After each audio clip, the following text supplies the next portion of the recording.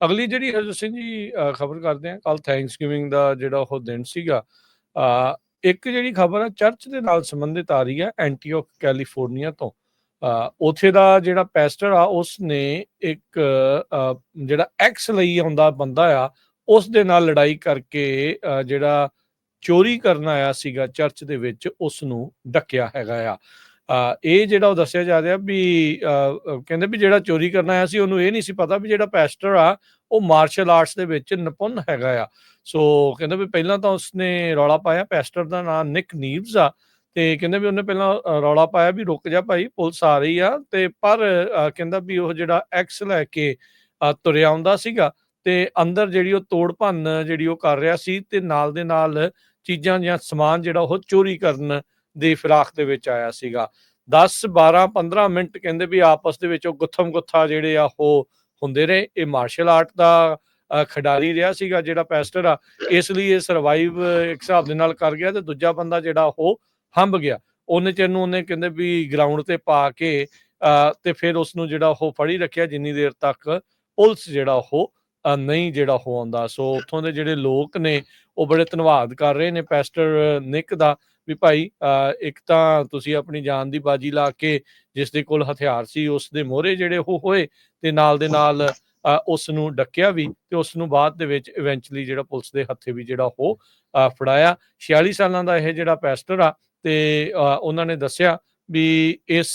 ਚੀਜ਼ ਦੇ ਵਿੱਚ, ਇਸ ਥੈਂਕਸਗਿਵਿੰਗ ਦੇ ਉੱਤੇ ਉਹਨਾਂ ਨੇ ਤਕਰੀਬਨ 130 ਪਰਿਵਾਰਾਂ ਨੂੰ ਜਿਨ੍ਹਾਂ ਨੂੰ ਜ਼ਰੂਰਤ ਸੀਗੀ ਉਹ ਗਰੋਸਰੀਜ਼ ਜਿਹੜੀਆਂ ਆ ਉਹ ਪ੍ਰੋਵਾਈਡ ਕੀਤੀਆਂ। ਤੇ ਇਹ ਉੱਥੇ ਮੌਜੂਦ ਹੋਣ ਕਰਕੇ ਉਹ ਕਿਸੇ ਵੀ ਚੀਜ਼ ਨੂੰ ਜਿਹੜਾ ਬਰਗਲਰ ਆਇਆ ਸੀਗਾ ਚੋਰੀ ਕਰਨ ਦੇ ਵਿੱਚ ਨਾਕਾਮਯਾਬ ਰਿਹਾ। ਤੇ ਉਹਨਾਂ ਨੇ ਜਾਂਦੇ ਜਾਂਦੇ ਇਹੀ ਕਿਹਾ ਵੀ ਕਹਿੰਦੇ ਮੈਂ ਉਮੀਦ ਕਰਦਾ ਵੀ ਜਿਹੜਾ ਚੋਰੀ ਕਰਨ ਆਇਆ ਸੀ ਆਪਣੇ ਰਾਹ ਜਿਹੜਾ ਉਹ ਬਦਲੇ ਤੇ ਚੰਗਾਈ ਨੂੰ ਜਿਹੜਾ ਆ, ਚੰਗੀ ਚੀਜ਼ ਨੂੰ ਉਸ ਨੂੰ ਅਪਣਾਵੇ। ਚਰਚ ਦੀ ਗੱਲ ਕਰਦੇ ਜਾਈਏ ਤੇ ਸਰੋਤਿਆਂ ਨੂੰ ਯਾਦ ਹੋਊਗਾ ਫਰਾਂਸ ਦੇ ਵਿੱਚ 2019 ਦੇ ਵਿੱਚ ਨੋਟਰਡੇਮ ਕੈਥੇਡਰਲ ਜਿਹੜਾ ਚਰਚ ਦੀ ਬਿਲਡਿੰਗ ਸੀ, ਉਹ ਅੱਗ ਦੀ ਭੇਂਟ ਚੜ੍ਹ ਗਈ ਸੀ। ਬਹੁਤ ਹੀ ਪੁਰਾਣੀ ਬਿਲਡਿੰਗ ਤੇ ਬਹੁਤ ਹੀ ਸੋਹਣੀ ਬਿਲਡਿੰਗ ਸੀਗੀ। ਅੱਜ ਫਰਾਂਸ ਦੇ ਜੋ ਪ੍ਰੈਜ਼ੀਡੈਂਟ ਆ ਇਮੈਨੂਅਲ ਮੈਕਰੋਨ, ਉਹਨਾਂ ਨੇ ਧੰਨਵਾਦ ਕੀਤਾ ਆ ਉਹਨਾਂ ਲੋਕਾਂ ਦਾ ਜਿਨ੍ਹਾਂ ਨੇ ਇਸ ਬਿਲਡਿੰਗ ਨੂੰ ਦੁਬਾਰਾ ਕੀ ਫੇਰ ਰੀਸਟੋਰ ਕਰ ਦਿੱਤਾ ਹੈਗਾ। ਬਹੁਤ ਹੀ ਸੋਹਣੀ ਬਿਲਡਿੰਗ ਫੇਰ ਉਸੇ ਹੀ ਸ਼ੇਪ ਦੇ ਵਿੱਚ ਬਣਾਈ ਗਈ ਹੈਗੀ ਆ, ਤੇ ਅੱਜ ਦੁਨੀਆ ਜੋ ਆ ਉਸ ਚਰਚ ਨੂੰ, ਉਸ ਬਿਲਡਿੰਗ ਨੂੰ ਜਿਹੜਾ ਹੈਗਾ ਇਹ ਬਹੁਤ ਪੁਰਾਣਾ ਚਰਚ ਸੀ, ਉਸ ਨੂੰ ਦੇਖਣ ਜਾ ਰਹੀ ਹੈਗੀ ਆ। ਸੋ 5 ਸਾਲ ਤੇ 8 ਮਹੀਨੇ ਇਸ ਨੂੰ ਜਿਹੜਾ ਆ ਪੂਰੀ ਤਰ੍ਹਾਂ ਰੀਸਟੋਰ ਕਰਨ ਦੇ ਵਿੱਚ ਲੱਗੇ, ਤੇ ਹਜ਼ਾਰਾਂ ਦੇ ਕਰੀਬ ਜੋ ਲੋਕ ਆ ਇਸ ਦੀ ਕੰਸਟਰਕਸ਼ਨ ਦੇ ਵਿੱਚ ਲੱਗੇ ਹੋਏ ਸੀਗੇ। ਸੋ ਸਭ ਤੋਂ ਜਿਹੜੀ ਵਧੀਆ ਗੱਲ ਇਹ ਆ ਵੀ ਬਿਲਕੁਲ ਉਸੇ ਹੀ ਸ਼ੇਪ ਦੇ ਵਿੱਚ ਉਦਾਂ ਦਾ ਹੀ ਜਿਹੜਾ ਮਟੀਰੀਅਲ ਆ ਉਹਨਾਂ ਨੇ ਯੂਜ਼ ਕਰਕੇ ਸੇਮ ਬਿਲਡਿੰਗ ਜਿਹੜੀ ਆ ਉਹ ਬਣਾਈ ਹੈਗੀ ਆ। ਕਹਿੰਦੇ ਵੀ 700 ਮਿਲੀਅਨ ਯੂਰੋਜ਼ ਜੋ ਕਿ 737 ਮਿਲੀਅਨ ਡਾਲਰ ਬਣਦਾ ਹੈਗਾ, ਉਹ ਇਹਦੇ ਉੱਤੇ ਜਿਹੜਾ ਲਗਭਗ ਐਸਟੀਮੇਟ ਕੀਤਾ ਗਿਆ ਸੀ। 891 ਮਿਲੀਅਨ ਲੋਕਾਂ ਤੋਂ ਰੇਜ਼ ਵੀ ਹੋ ਗਿਆ ਸੀ ਡੋਨੇਸ਼ਨ। ਬਹੁਤ ਵਾਰ ਤੁਸੀਂ ਦੇਖਦੇ ਹੋਣੇ ਵੀ ਲੋਕ ਰੌਲਾ ਪਾਉਂਦੇ ਰਹਿੰਦੇ, ਦੇਖੋ ਜੀ ਐਵੇਂ ਉੱਥੇ ਜਿਹੜੀਆਂ ਧਾਰਮਿਕ ਜਗ੍ਹਾ ਤੇ ਪੈਸੇ ਕਿਉਂ ਦਿੰਦੇ ਹੋ। ਸੋ ਦੇਖੋ ਜਿਨ੍ਹਾਂ ਲੋਕਾਂ ਦੀ ਸ਼ਰਧਾ ਹੈਗੀ ਆ ਉਹਨਾਂ ਨੇ 891 ਮਿਲੀਅਨ ਡਾਲਰ ਦੀ ਡੋਨੇਸ਼ਨ, 3,40,000 ਡੋਨਰ ਸੀ 150 ਮੁਲਕਾਂ ਤੋਂ ਜਿਨ੍ਹਾਂ ਨੇ ਇੰਨੇ ਪੈਸੇ ਦਿੱਤੇ, ਤੇ ਹੁਣ ਬਿਲਡਿੰਗ ਬਿਲਕੁਲ ਉਸੇ ਹੀ ਸ਼ੇਪ ਦੇ ਵਿੱਚ ਜਿਹੜੀ ਆ ਇਸ ਚਰਚ ਦੀ ਆ ਗਈ ਹੈਗੀ ਆ। ਤੇ ਫਿਰ ਅੱਜ ਜਿਹੜੇ ਫਰਾਂਸ ਦੇ ਪ੍ਰੈਜ਼ੀਡੈਂਟ ਇਮੈਨੂਅਲ ਮੈਕਰਨ ਆ ਉਹ ਵਿਜ਼ਿਟ ਕਰਨ ਗਏ, ਤੇ ਹਜ਼ਾਰਾਂ ਦੀ ਗਿਣਤੀ ਦੇ ਵਿੱਚ ਲੋਕ ਇਸ ਬਿਲਡਿੰਗ ਨੂੰ ਦੁਬਾਰਾ ਕੀ ਫੇਰ ਜਿਹੜਾ ਦੇਖਣ ਜਾ ਰਹੇ ਨੇ। ਜੀ ਬਿਲਕੁਲ, ਆਪਣੇ ਵੀ ਜਿਹੜੀ ਕੌਮ ਨੂੰ ਜਿਹੜਾ ਉਹ ਥੋੜਾ ਸਬਕ ਲੈਣਾ ਚਾਹੀਦਾ ਇਹ ਸਾਰੀਆਂ ਚੀਜ਼ਾਂ ਤੋਂ। ਅਕਸਰ ਆਪਾਂ ਜਿਹੜੀ ਗੱਲ ਸੋਚਦੇ ਰਹਿੰਦੇ ਹਾਂ, ਜਿਹੜੀਆਂ ਦੋਨੋਂ ਖਬਰਾਂ ਨਾ ਉਹਦੇ ਵਿੱਚ ਇੱਕ ਚੀਜ਼ ਜਿਹੜੀ ਐਡ ਆਪਾਂ ਆਪਣੀ ਕੌਮ ਦੇ ਆਪਣੇ ਪੱਖ ਤੋਂ ਵੀ ਜਿਹੜੀ ਕਰਨੀ ਚਾਹੁੰਦੇ ਆ, ਉਹ ਪੈਸਟਰ ਜਿਹੜਾ ਮਾਰਸ਼ਲ ਆਰਟਸ ਦੇ ਵਿੱਚ ਨਿਪੁੰਨ ਸੀਗਾ, ਚੋਰੀ ਕਰਨਾ ਇਹਨੂੰ ਉਹਨੇ ਡੱਕ ਲਿਆ, ਰੋਕ ਲਿਆ।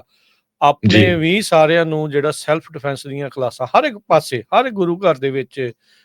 ਜਿੰਨੇ ਵੀ ਭਾਈ ਨੇ, ਹੈੱਡ ਗ੍ਰੰਥੀ ਨੇ, ਕੋਈ ਵੀ ਨੇ, ਆਮ ਜਿਹੜੇ ਲੋਕ ਆ ਉਹਨਾਂ ਨੂੰ ਵੀ ਇਸ ਚੀਜ਼ ਦੇ ਲਈ ਮੁਸ਼ਤੈਦ ਜਿਹੜਾ ਉਹ ਜ਼ਰੂਰ ਰਹਿਣਾ ਚਾਹੀਦਾ ਆ। ਸ਼ਦਾਈਆਂ ਦਾ ਕੋਈ ਪਤਾ ਨਹੀਂ, ਕਮਲਿਆਂ ਦਾ ਕੋਈ ਪਤਾ ਨਹੀਂ, ਦੇਰ ਸਵੇਰ ਕਿਸੇ ਵੀ ਟਾਈਮ ਉਹ ਚੀਜ਼ ਜਿਹੜੇ ਉਹ ਕਰ ਸਕਦੇ ਆ। ਸੋ ਸਿਕਿਉਰਿਟੀ ਗਾਰਡ ਜ਼ਰੂਰ ਰੱਖੇ ਹੁੰਦੇ ਆ, ਪਰ security guard at a time ਇੱਕੋ ਥਾਂ ਤੇ ਹੋ ਸਕਦਾ, ਚੋਰ ਲਟੇਰਾ ਜਿਹੜਾ ਉਹ ਕਿਸੇ ਪਾਸੇ ਵੀ ਹੋ ਸਕਦਾ। ਸੋ ਜਿੰਨੇ ਵੀ ਉੱਥੇ ਜਿਹੜੇ ਗੁਰੂ ਦੇ ਸੇਵਾਦਾਰ ਨੇ ਉੱਥੇ ਨਾਲ ਇਸ ਦੇ ਵਿੱਚ, ਤੇ ਜਿਹੜੇ ਆਮ ਲੋਕ ਆ ਉਹਨਾਂ ਨੂੰ ਵੀ ਇਹਨਾਂ ਸੈਲਫ ਡਿਫੈਂਸ ਦੀਆਂ ਚੀਜ਼ਾਂ ਦੇ ਵਿੱਚ ਮਦਦ ਕਰਨੀ ਚਾਹੀਦੀ ਆ, ਤਾਂ ਜੋ ਗੁਰੂ ਘਰ ਦੇ ਜਿਹੜੇ ਪ੍ਰਬੰਧ ਆ ਇਸ ਪੱਖੋਂ ਵੀ ਆਪਾਂ ਉਹਨਾਂ ਨੂੰ ਮਜ਼ਬੂਤ ਜਿਹੜਾ ਉਹ ਹੋਰ ਕਰੀਏ। ਤੇ ਦੂਜੀ ਇਹ ਜਿਹੜੀ ਗੱਲ ਆ,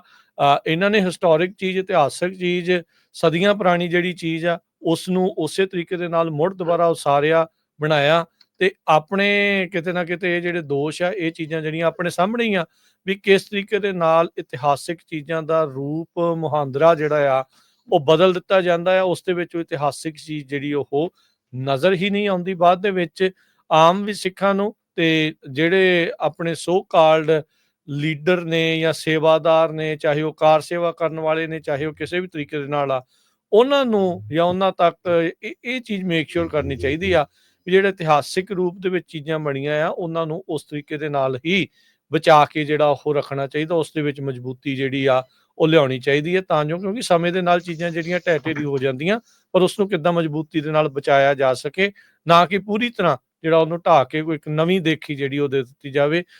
ਫਿਰ ਉਸ ਦਾ ਇੱਕ ਰੂਪ ਆ, ਇੱਕ ਜਿਹੜੀ ਮਨ ਦੇ ਵਿੱਚ ਤਸਵੀਰ ਆ, ਇੱਕ ਉਹ ਚੇਂਜ ਜਿਹੜੀ ਹੋ ਜਾਂਦੀ ਆ। ਇਤਿਹਾਸ ਦੇ ਨਾਲ ਜੁੜਿਆ ਉਦੋਂ ਹੀ ਜਾਂਦਾ ਤੁਸੀਂ ਇੱਕ ਜਿਹੜੀ ਇਤਿਹਾਸਿਕ ਚੀਜ਼ ਨੂੰ, ਪੁਰਾਣੀ ਚੀਜ਼ ਨੂੰ ਜਿਹੜਾ ਉਸ ਤਰੀਕੇ ਦੇ ਨਾਲ ਆਪਣੇ ਉਸੇ ਹੀ ਰੂਪ ਦੇ ਵਿੱਚ ਜਿਹੜਾ ਉਹ ਦੇਖਦੇ ਆ। ਜਿਹੜੀਆਂ ਚੀਜ਼ਾਂ ਤਾਂ ਹੋ ਗਈਆਂ ਹੁਣ ਤਾਂ ਉਹਨਾਂ ਨੂੰ ਤਾਂ ਨਹੀਂ ਵਾਪਸ ਜਿਹੜਾ ਉਹ ਲਿਆਂਦਾ ਜਾ ਸਕਦਾ, ਪਰ ਇਹ ਆ ਵੀ ਜਿਹੜੀਆਂ ਚੀਜ਼ਾਂ ਉਸ ਤਰੀਕੇ ਦੀਆਂ ਇਤਿਹਾਸਿਕ ਰੂਪ ਦੇ ਵਿੱਚ ਪਈਆਂ ਨੇ ਉਹਨਾਂ ਨੂੰ ਮੇਕ ਸ਼ੋਰ ਇਹ ਕਰਨਾ ਚਾਹੀਦਾ ਆ ਵੀ ਭਾਈ ਉਸੇ ਰੂਪ ਦੇ ਵਿੱਚ ਬਚਾ ਕੇ ਜਿਹੜਾ ਉਹ ਰੱਖਿਆ ਜਾਵੇ, ਤਾਂ ਜੋ ਆਉਂਦੀਆਂ ਜਨਰੇਸ਼ਨਸ ਨੂੰ ਵੀ ਜਿਹੜਾ ਉਹ ਪਤਾ ਲੱਗ ਸਕੇ ਵੀ ਅਸਲ ਦੇ ਵਿੱਚ ਆਹ ਰੂਪ ਦੇ ਵਿੱਚ ਇੱਥੇ ਆਹ ਚੀਜ਼ਾਂ ਜਿਹੜੀਆਂ ਪਈਆਂ ਸੀ, ਇਦਾਂ ਰਹਿੰਦੇ ਸੀ, ਆਹ ਕੁਛ ਜਿਹੜਾ ਇੱਥੇ ਦਾ ਇਤਿਹਾਸ ਜਿਹੜਾ ਉਹ ਦੱਸਦਾ ਹੈ। ਸੋ ਬਿਲਕੁਲ ਇਹ 'ਚ ਕੋਈ ਸ਼ੱਕ ਨਹੀਂ, ਜਿਹੜੇ ਆਪਣੇ ਸਿੱਖ ਆ ਬਹੁਤ ਵੱਡੀ ਗਿਣਤੀ 'ਚ ਡੋਨੇਸ਼ਨ ਦਿੰਦੇ ਆ, ਤੇ ਖਾਸ ਕਰਕੇ ਉਹ ਲੋਕ, ਉਹ ਬਾਬੇ ਜਿਹੜੇ ਗੁਰੂ ਘਰਾਂ ਦੀ ਬਿਲਡਿੰਗਸ ਬਣਾਉਂਦੇ ਆ, ਰੀਮੋਡਲ ਕਰਦੇ ਆ,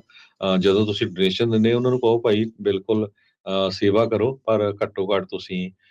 ਆਪਣੀਆਂ ਜਦੋਂ ਬਿਲਡਿੰਗਸ ਨੂੰ ਰੀਮੋਡਲ ਕਰਦੇ ਆ, ਉਸ ਸ਼ੇਪ 'ਚ ਲਿਆਉਣਾ ਜਾਂ ਢਾਹ ਕੇ ਟੋਟਲੀ ਨਵੀਂ ਬਣਾਉਣਾ, ਉਹ ਤੋਂ ਪਹਿਲਾਂ ਵੱਖ-ਵੱਖ ਮੁਲਕਾਂ 'ਚ ਜਿਸ ਤਰ੍ਹਾਂ